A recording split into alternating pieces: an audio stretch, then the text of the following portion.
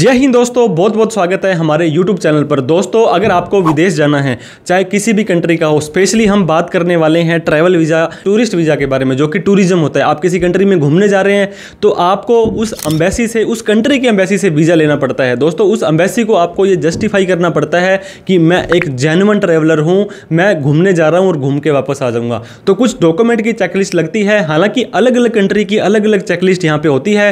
For example, अगर आपने Canada में जाना है तो उनकी चेकलिस्ट अलग होगी, ऑस्ट्रेलिया की अलग, यूके की अलग, न्यूजीलैंड की अलग होगी। लेकिन एक कॉमन चीज़ होती है दोस्तों, जो हर देश में, हर कंट्री में आप उसको यूज कर सकते हैं। तो मैं आपको ये बताने वाला हूँ, चाहे आपका वीज़ा ऑनलाइन हो या ऑफलाइन हो। आपको पता होगा जैसे कि ऑस्ट्रेलिया, कनाडा, न्यूजीलैंड के वीज़े आप ऑनलाइन ही घर बैठे अप्लाई कर सकते हैं। लेकिन कनाडा के लिए आपको VFS में जाना पड़ता है बायोमेट्रिक के लिए, यूके के लिए आपको बायोमेट्रिक करनी पड़ती है, जर्मनी के लिए, जापान के लिए वहाँ पर जाना पड़ता है।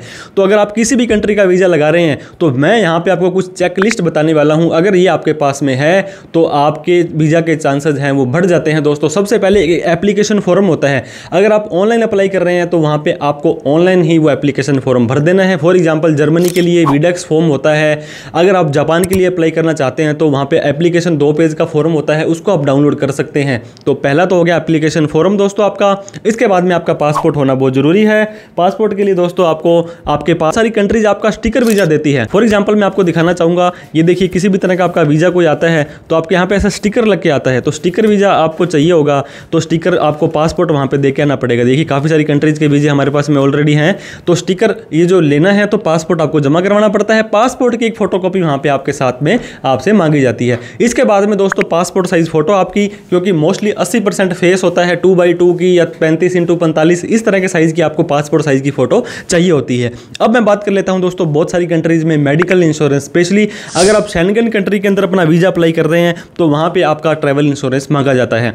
अब बात कर लेते हैं, आपके जो इंपॉर्टेंट डॉक्यूमेंट है दोस्तों वो होता है कवर लेटर। कवर लेटर होता है आपके बारे में ब्रीफ के अंदर बताना कि आप क्या हो, आप क्या करते हो, आपने, आपके आगामी प्लान क्या है, आप कहाँ जाओगे, क्या घूमोगे। फॉर एग्जाम्पल, मैं यहाँ पे चार्टर्ड अकाउंटेंट हूँ, मेरी ऑडिट का सीजन खत्म हो चुका है, अब मुझे रिलैक्स होने के लिए बाहर घूमने जाना है, मेरे पास इतने फंड हैं, मेरे पास ये बैंक्स की ऑडिट है, तो मुझे वापस आना पड़ेगा, मेरी यहाँ पे फैमिली है। इस तरह से कुछ लाइनें वहाँ पे लिखी जाती हैं अपने एजुकेशन के बारे में, तो अपनी प्रोफाइल के बारे में। ये आपका कवर लेटर होता है। किसी भी कंट्री का वीज़ा लगाएं, कवर लेटर आपके लिए ज़रूरी होता है। फिर होता है दोस्तों आइटिनरी। आइटिनरी क्या होती है? डे टू डे आपका प्लान होता है। तो डे टू डे प्लान के अंदर आपका क्या होता है, हम इस तारीख को इस एयरपोर्ट से जाएंगे, यहाँ पे रुकेंगे। इसके बाद में होटल की बुकिंग। दोस्तों, आप किसी कंट्री में घूमने जा रहे हैं तो आपको पता होगा कहीं ना कहीं तो आपका ठिकाना होगा जहाँ पर आप रुकेंगे, रात को आप सोएंगे जहाँ पे, तो होटल की बुकिंग एक बेस्ट ऑप्शन होता है। इसके बाद में flights.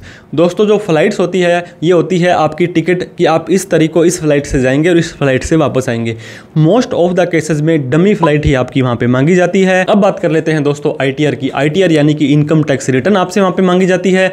Most of the cases में 2 साल की, नहीं तो 3 साल की। अब ITR के अंदर जो इनकम आ रही है वो आपकी या तो आ रही होगी जॉब से, सैलरी से। तो सैलरी से आ रही है तो आपके एम्प्लॉयर से no objection certificate, experience letter, salary slip मांगी जाती है। और बिजनेस का प्रूफ है दोस्तों तो GST का सर्टिफिकेट, MSME, BRN, कंपनी के जो भी आपके पार्टनरशिप्स के जो भी फर्म के फॉर्मेलिटीज होती है वो सारी वहाँ पे लग जाती है। अब बात कर लेता हूँ बैंक स्टेटमेंट की। बहुत सारी कंट्रीज तो 3 महीने का और कई कंट्रियाँ 6 महीने का बैंक का स्टेटमेंट आपका वहाँ पे मांगती है।